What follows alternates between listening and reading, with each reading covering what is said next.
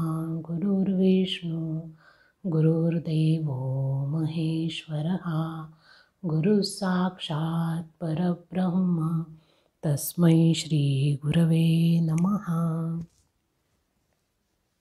नमस्कार. आपण गुरु साक्षात परब्रह्म ही संकल्पना पाहतो आहोत आणि ही संकल्पना स्पष्ट करत असताना तिचं एक अंग असणारा गुरुमंत्र त्याविषयीची माहिती थोडक्यात आपण पाहतो आहोत. गुरूंकडनं साधकाला दीक्षा मिळते आणि त्या दीक्षेमध्ये एक विशिष्ट साधना तर मिळतेच, पण त्याचबरोबर अत्यंत प्रभावी असणाऱ्या शक्तीचा स्रोत मंत्राच्या माध्यमातून शिष्याला मिळत असतो. गुरूंकडनं शिष्याला एक विशिष्ट असा मंत्र मिळतो की जो मंत्र उच्चारल्यानंतर त्याचा सातत्याने निरंतर जप केल्यानंतर त्या जपाच्या माध्यमातून मंत्रामध्ये असणाऱ्या शक्ती प्रकट व्हायला लागतात आणि त्या सूक्ष्म शक्तींनी साधकाचं अंतर्बाह्य व्यक्तिमत्व बदलायला लागतं, त्याच्यामध्ये परिवर्तन व्हायला लागतं.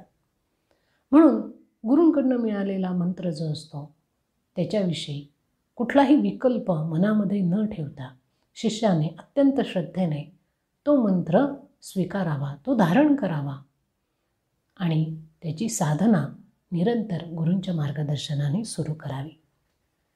हे जसं जसं तो करायला लागतो तसे अद्भुत असे अनुभव शिष्याला निश्चितपणाने यायला लागतात. सुरुवातीला सामान्य साधकाच्या अवस्थेमध्ये ज्या वेळेला शिष्य असतो त्यावेळेला तो स्थूल जगत फक्त पाहत असतो, अनुभवत असतो. आपला जो स्थूल देह आहे त्या देहाच्या अंतर्गत पंचकोश असतात, त्याचबरोबर इतरही सूक्ष्म देह असतात. स्थूल देह, सूक्ष्म देह, कारण देह असे हे 3 प्रकारचे देह आहेत. परंतु मनाच्या स्थूलतेमुळे तो या सूक्ष्म आणि कारण देहापर्यंत जाऊ शकत नाही. सातत्याने केवळ स्थूल पदार्थ पाहणं, स्थूल पदार्थांचंच आकलन करून घेणं आणि स्थूल पदार्थ जे आहेत तेवढंच फक्त जगत आहे, तेच फक्त सत्य आहे, अशी धारणा त्याची सुरुवातीच्या काळामध्ये असते.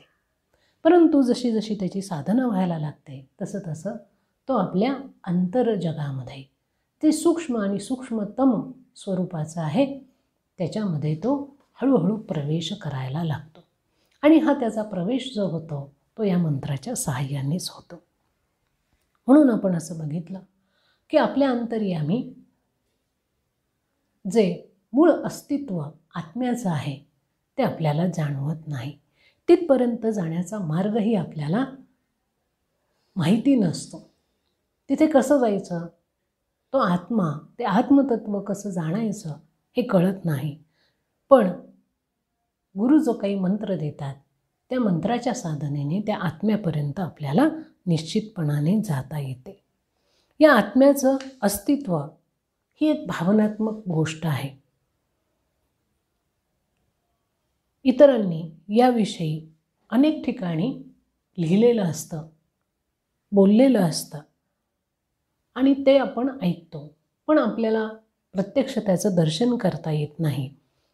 ते समजून घेण्याइतकी क्षमता देखील आपल्या आतमध्ये नसते, आपल्या मनामध्ये नसते. तेवढी धारणा देखील आपल्या बुद्धीची होत नाही.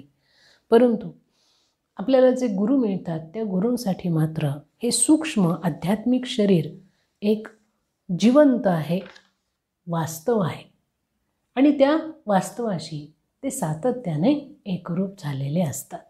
म्हणजे आपल्यासाठी आत्मा ही एक कल्पना असते, पण त्यांच्यासाठी मात्र ते वास्तव असतं आणि तेच एकमेव वास्तव असतं.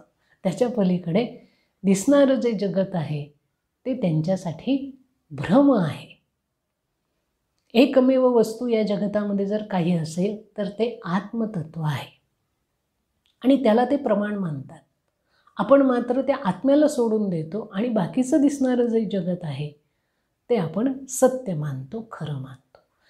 हा फरक, हे अंतर गुरूंमध्ये आणि शिष्यामध्ये असतं. तर हे अंतर शिष्य त्या मंत्र साधनेतून कमी कमी करत जातो.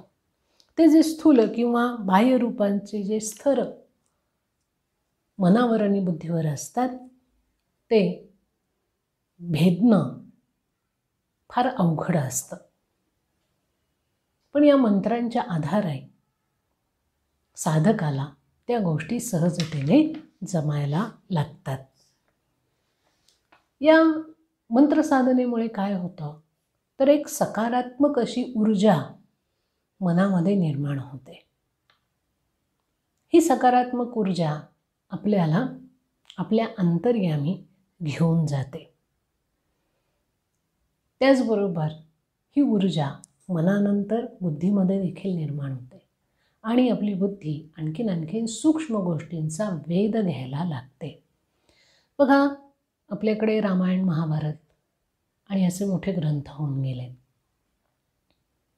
या ग्रंथांचे जे कर्ते आहेत ना, जे महाभारत ज्यांनी रचलं ते भगवान वेदव्यास आणि रामायणाची रचना केली ते महर्षी वाल्मिकी. असं म्हणतात की महर्षी वाल्मिकींनी रामायणाची जी रचना केली ती रामायण कसं घडलं हे त्यांनी कोणालाही विचारलं नाही. ज्यावेळेला त्यांनी रामायणाची रचना केली त्यावेळेला भगवती सीता ही त्यांच्या आश्रमामध्ये आश्रयाला आलेली होती म्हणजे थोडासा कालावधी होता. त्यांनी रामायण लिहायला सुरुवात केली आणि भगवती सीतेचं त्यांच्या आश्रमामध्ये आगमन झालं. त्यानंतर संपूर्ण रामायण त्यांनी लिहिलं. एवढंच नाही तर उत्तर रामायण देखील लिहिलं. म्हणजे भगवती सीतेला 2 मुलं होणार आहेत. मग पुढे त्यांचा प्रवास कसा होणार आहे, त्या मुलांचं पुढे काय होणार आहे, त्यांची मुलं कशी होणार आहेत आणि भगवान श्रीरामांचं अखंड या सगळ्या पृथ्वीवरती राज्य कसं प्रस्थापित होणार आहे, ह्या सगळ्या गोष्टी त्यांनी लिहिल्या. आता ह्या गोष्टी घडलेल्या नव्हत्या, घडणार होत्या, त्या त्यांनी लिहिल्या. किंवा वेदव्यासांनी श्रीमद भागवताची जी रचना केली त्याचा जो शेवटचा स्कंद आहे त्या स्कंदामध्ये त्यांनी कलियुगाचं पूर्ण वर्णन करून ठेवलं आहे की कलियुगामध्ये काय काय गोष्टी घडणार आहेत, कशा पद्धतीने माणूस वागेल, माणसाची वृत्ती कशी होईल, कुठल्या गोष्टींना महत्त्व येईल, कुठल्या गोष्टींचं महत्त्व कमी होईल, भोगवादाकडे माणूस कसा जास्तीत जास्त ओढला जाईल, आकर्षित होईल, त्याग, समर्पण, ज्ञान, भक्ती ह्या गोष्टी कशा कमी कमी होत जातील, या सगळ्यांचं वर्णन त्यांनी केलं आहे. हे त्यांनी केलं त्यावेळेला जे चित्र त्यांनी त्याच्यामध्ये दाखवलं आहे ते कसं काय दाखवलं, किंवा रामायणाचं उत्तर रामायणाची ज्या ज्या गोष्टी होणार आहेत ते वाल्मिकी ऋषींना कसं कळलं की पुढे या गोष्टी घडणार आहेत. इतका तर्क माणूस कसा करू शकतो. आणि नुसता हा एक तर्क नाही आहे, पूर्ण जीवनामध्ये घडणाऱ्या, या लोकांच्या जीवनामध्ये घडणाऱ्या सूक्ष्म अतिसूक्ष्म घटना देखील त्याच्यात नोंदवल्या आहेत. हे कसं होऊ शकतं. तर हे जे सामर्थ्य त्यांना प्राप्त होतं ते त्यांनी केलेली जी मंत्र साधना आहे त्याच्या माध्यमातून. या मंत्र साधनेतून बुद्धी इतकी सूक्ष्म होत जाते की आत्ता वास्तवामध्ये काय गोष्टी चालू आहेत, कुठकुठल्या स्तरावरती कशा पद्धतीने क्रियाप्रतिक्रिया उमटत आहेत हेही त्यांना कळतं. हजारो वर्ष पूर्वी होऊन गेलेल्या गोष्टींचाही वेध ते घेऊ शकतात, मागोवा घेऊ शकतात आणि पुढे हजारो वर्ष काय घडणार आहे हे त्यांच्या प्रज्ञाचक्षुला प्रत्यक्ष दिसायला लागतं. म्हणजे त्यांच्यामध्ये असणारी पूर्ण स्थूलता जी आहे ती निघून गेलेली असते. सूक्ष्म अतिसूक्ष्म अशी त्यांची दृष्टी होते, त्यांची बुद्धी होते आणि म्हणूनच त्यांना या गोष्टी शक्य होतात. तर हे जे सामर्थ्य येतं हे मंत्र साधनेतून साधकाच्या ठिकाणी येतं. म्हणून आपण आपली जी मंत्र साधना करतो आहोत ती कशी करायला हवी हेही आपण आपल्या गुरूंकडनं निश्चितपणाने समजून घ्यायला हवं.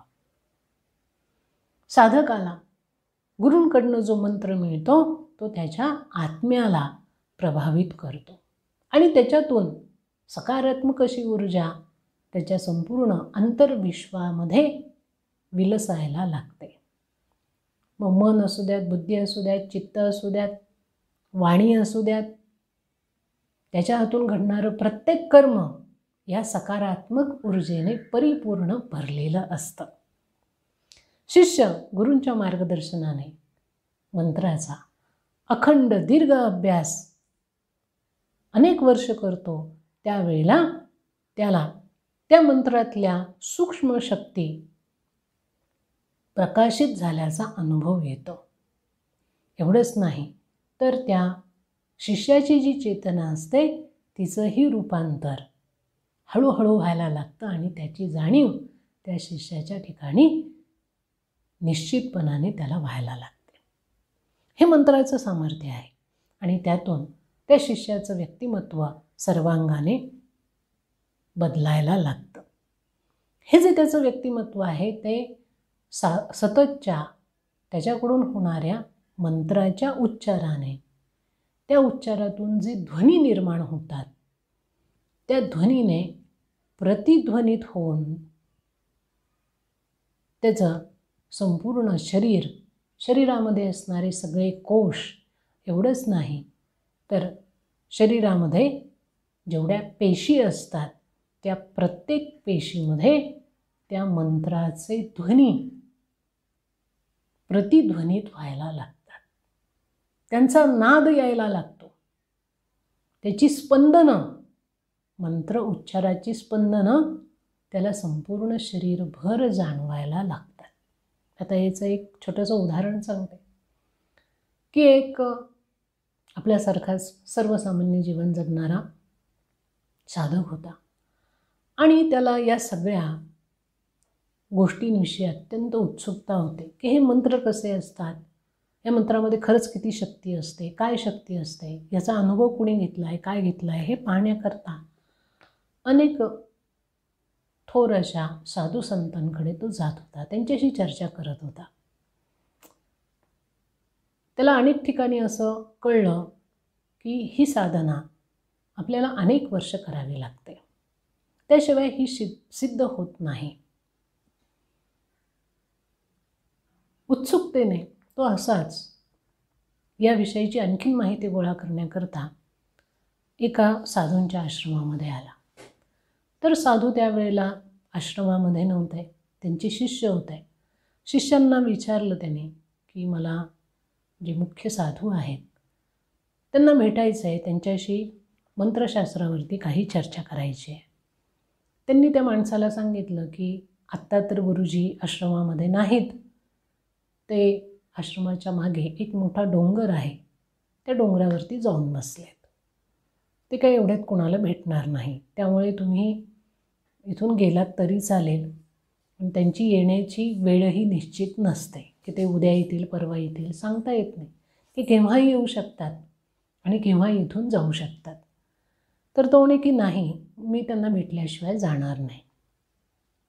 मग त्या लोकांनी आश्रमातल्या त्यांना सांगितलं की तुम्ही इथे आश्रमामध्ये राहू शकता. तो माणूस त्या आश्रमामध्ये राहिला. 2 दिवस 3 दिवस त्यांनी वाट बघितली, पण गुरुजी काही परत आश्रमामध्ये येण्याचं चिन्ह त्याला दिसेना. मग त्याने विचारलं की तो डोंगर कुठे आहे आणि मी त्या डोंगरावर जाऊ का? तर आश्रमातल्या लोकांनी सांगितलं की तुम्ही त्या डोंगरावर जाऊ नका. गुरुजींनी जातानाच सांगितलं आहे की मला तिथे येऊन कोणी त्रास देऊ नये, मला शांत एकांतामध्ये तिथे बसायचं आहे. त्यामुळे त्यांच्या आज्ञेचं पालन करणं हे आपलं कर्तव्य आहे, त्यामुळे तुम्ही कृपया तिथे जाऊ नका. पण त्या माणसाला काही धीर धरवेना आणि तो सगळ्यांचा डोळा चुकवून गुरुजी ते जे साधू डोंगरावर जाऊन बसले होते त्या डोंगराच्या दिशेने तो गेला.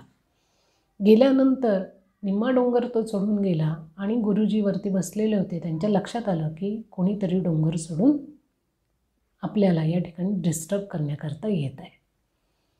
म्हणून त्यांना ते आवडलं नाही आणि त्यांनी विचारलं की कोण येत आहे वरती. तर या माणसाने स्वतःचं नाव सांगितलं की मी येतो आहे, मला तुम्हाला भेटायचं आहे. त्या गुरुजींनी सांगितलं की पण मला तुला भेटायचं नाही, तू इथून परत जा. तो म्हणे नाही, मला तुम्हाला भेटायचंच आहे आणि तुम्हाला भेटल्याशिवाय मी काही जाणार नाही. तेवढे मी तुला सांगितलं ना की मला तुला भेटायचं नाही, मला तुझ्याशी काहीही बोलायचं नाही. त्याची चिकाटी जास्त होते. तो एक क्षणभर थांबला आणि तो म्हटला की मला तुमच्याकडनं मंत्राचं सामर्थ्य काय असतं ते जाणून घ्यायचं आहे, की मंत्रामध्ये खरंच किती शक्ती असते, काय असते, त्याच्याविषयी माझ्या मनामध्ये काही शंका आहेत आणि त्या शंकांचं निरसन तुम्ही करावं अशी माझी इच्छा आहे. त्यामुळे मी तुम्हाला विनंती करतो की मला तुमच्याजवळ येऊ द्याल. तर त्या वर बसलेल्या गुरुजींनी आपले पादुका तिथे ठेवलेल्या होत्या, त्यातली एक पादुका त्याच्याकडे भिरकावली आणि त्याला सांगितलं की ही पादुका घे आणि कानाला लाव. त्यांनी ती पादुका घेतली आणि आपल्या कानाला लावली. तर ती जी पादुका होती ती लाकडाची होती. त्या पादुकांमधून देखील मंत्राचा आवाज येत होता. बघा, पादुका निर्जीव असते, ती पायात घातली जाते.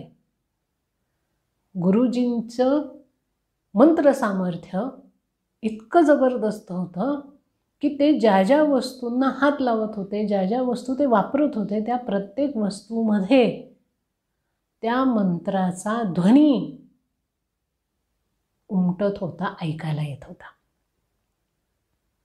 हे त्यांनी स्वतःच्या कानांनी ऐकलं आणि त्याने तिथूनच नमस्कार केला आणि तिथून तो निघून गेला. अशीच एक गोष्ट जनाबाईंची देखील सांगितली जाते की जनाबाई नामदेवांच्या घरी काम करायच्या. सगळी घरातली कामं करून गाईच्या गोठ्यामध्ये जाऊन तिथे जे शेण असेल त्याच्या त्या गोवऱ्या थापायच्या. आता गोवऱ्या थापण्याकरता बाहेरही जावं लागायचं, म्हणून त्या एकदा बाहेर जाऊन त्यांनी गोवऱ्या थापल्या. आजूबाजूच्या बायकांनी पण गोवऱ्या थापल्या आणि त्या गोवऱ्या वाळल्यानंतर त्या गोवऱ्या त्यांनी गोळा करून आणल्या. तर त्या बाजूच्या बाईचं आणि त्यांचं भांडण झालं. ती बाजूची बाई म्हणत होती की तू माझ्या जास्तीच्या गोवऱ्या घातल्या आणि जनाबाई सांगत होत्या की मी दुसऱ्या कोणाच्याही गोवऱ्यांना हात लावलेल्या नाही, मी माझ्याच गोवऱ्या फक्त उचलून आणलेल्या आहेत. मग आता याचा निवाडा कसा करायचा, हे भांडण विकोपाला गेलं आणि मग गावातली काही मंडळी आली आणि हा वाद सोडवण्याकरता एक दोन लोकांनी पुढाकार घेतला. त्यांनी दोन्ही बायकांच्या बाजू ऐकून घेतल्या आणि जनाबाईंनी मग त्यांना सांगितलं की माझी प्रत्येक गौरी, मी थापलेली प्रत्येक गौरी जी मी गोळा करून आणलेली आहे ती गौरी तुम्ही कानाला लावून पहा. ज्या ज्या गौरीतून विठ्ठल विठ्ठल नाव येईल ती माझी गौरी. आणि त्याप्रमाणे त्या सगळ्या गौऱ्यांचा निवाडा झाला. सांगायचं काय की मंत्राचं सामर्थ्य एवढं असतं की निर्जीव वस्तूमध्ये देखील जिवंतपणा येतो. त्याच्यामध्ये तो ध्वनी, त्याची स्पंदनं, त्याची शक्ती, त्याचं सामर्थ्य सामावलं जातं. ही मंत्रामध्ये ताकद आहे. आणि जसं जसं तो मंत्र शिष्याच्या अंगी भिनायला लागतो, अंगी स्थिर व्हायला लागतो, सातत्याने वाणीमध्ये तो आपोआप उच्चारला जायला लागतो. म्हणजे सुरुवातीला मंत्र प्रयत्नपूर्वक म्हणावा लागतो, मग वेगवेगळ्या वाणींमधून तो म्हटला जातो. आधी वैखरी वाणीने मंत्र म्हटला जातो, मग मध्यमा वाणीने म्हटला जातो, नंतर पश्यंती वाणीने म्हटला जातो आणि नंतर तो परेमध्ये जातो. म्हणजे जिथे वाणीचा उगम आहे तिथून तो मंत्र आपोआप उच्चारला जातो. सूक्ष्म, अतिसूक्ष्म अशी स्पंदनं फक्त त्या ठिकाणी जाणवतात. आणि तो अशा पद्धतीने ज्यावेळेला मंत्र म्हटला जातो त्यावेळेला त्याच्यामध्ये असणारी जी शक्ती आहे ती प्रकट व्हायला लागते. आणि तोच क्षण असतो की त्या क्षणी शिष्याच्या अंगी मंत्र सजीव होतो. मंत्र म्हणजे केवळ शब्दांची रचना नव्हे, आपण पाहतो रोजच्या दैनंदिन व्यवहारामध्ये आपण जे बोलतो त्याचा परिणाम होतो. आणि हे मंत्र तर शक्तीने भरलेले आहेत. जसं झाडाचं बी असतं की त्या बीमध्ये एक वटवृक्ष पूर्ण सामावलेला असतो. छोटंसं बीज असतं, त्या बीजामध्ये तो वृक्ष असतो. पानं असतात, फुलं असतात, फळं असतात, मुळं असतं, खोड असतं, फांद्या असतात. सगळं सगळं सगळं त्या एका छोट्या बीजामध्ये सामावलेलं असतं. ते जसं बीज असतं तसं मंत्र हे देखील शक्तीचं बीज असतं.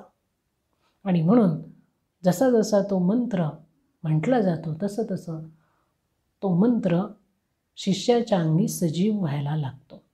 आणि मग त्याला सर्वत्र ज्या वस्तू दिसतात त्या वस्तूंच्या मागे जे तत्व आहे, जे लपलेलं असतं, जे उघडपणाने दिसत नाही, ते तत्व जाणून घेण्याची क्षमता त्याच्या अंगी यायला लागते.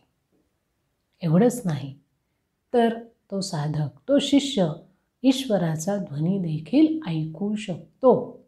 म्हणजे काय तर परमेश्वर जे त्याच्याशी बोलतो ते देखील तो ऐकू शकतो. आता याची उदाहरणं तर आपल्याकडे सगळ्या संतांची सांगता येईल. नामदेव महाराज रोज पांडुरंगाशी गप्पा मारायचे, बोलायचे. संत मीराबाई, चैतन्य महाप्रभू आदी मंडळी जी आहेत ते प्रत्यक्ष भगवान श्रीकृष्णांची बासरी, त्या बासरीतून प्रकट होणारं जे मधुर असे स्वर ते ऐकू शकत होते प्रत्यक्ष. आपल्याला या सगळ्या कल्पना वाटतात, चमत्कार वाटतात. खरं तर ते चमत्कार नाही, की आपली जी इंद्रिय आहेत ती इतकी सूक्ष्म गोष्टी धारण करतात. एका ठिकाणी असं म्हटलं की जमिनीवरून चालत जाणारी जी मुंगी असते त्या मुंगीच्या पायामध्ये जर घुंगरू बांधलं तर त्याचा देखील नाद त्या साधकाला ऐकायला येतो. इतकी सूक्ष्मता प्राप्त होते. एवढंच नाही तर त्या शिष्याच्या अंगी ज्या काही अनन्य अशा शक्ती असतात त्या शक्तींचं सामर्थ्य शिष्याला कळायला लागतं. त्या शक्तींची जाणीव त्याला व्हायला लागते. आणि म्हणून मंत्र हे ब्रह्मांडामध्ये जी दडलेली गहन अशी रहस्य आहेत ती आणि आपल्या आतील जे तत्व आहे त्याचा एकमेकांशी संबंध साधून देणारं सूत्र आहेत. ब्रह्मांडामध्ये दडलेली गहन अशी रहस्य आणि आपल्या आत असणारं जे आत्मतत्व आहे ते यांचा एकमेकांशी जर कोणी संपर्क करून देत असेल तर ते मंत्र करून देतात. हे मंत्र साधकाला आणखीन खोल घेऊन जातात आणि त्याला आपला आत्मा त्या आत्म्यापर्यंत नेतात. त्या आत्म्याच्या बाजूला जे काही जड असे स्तर असतात मनाचे, बुद्धीचे, ते सगळे स्तर हळूहळू हे मंत्र दूर करतात आणि आपल्या आत असणाऱ्या अंतर्निहित अशा माधुर्याची म्हणजेच परमानंदाची अनुभूती या मंत्राच्या माध्यमातूनच शिष्याला होत असते. आत्म्याशी एकत्व स्थापित करण्याच्या प्रक्रियेत हे मंत्र उत्तम मार्गदर्शकाची भूमिका निभावतात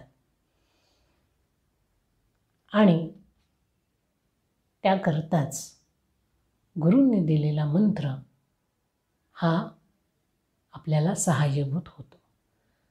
जर आपण आपल्या मनाने मंत्र घेतला आणि आपण आपली वाटचाल सुरू केली तर अनेक भ्रामक कल्पनांच्या दलदलीमध्ये गुंतण्याची शक्यताच जास्त असते.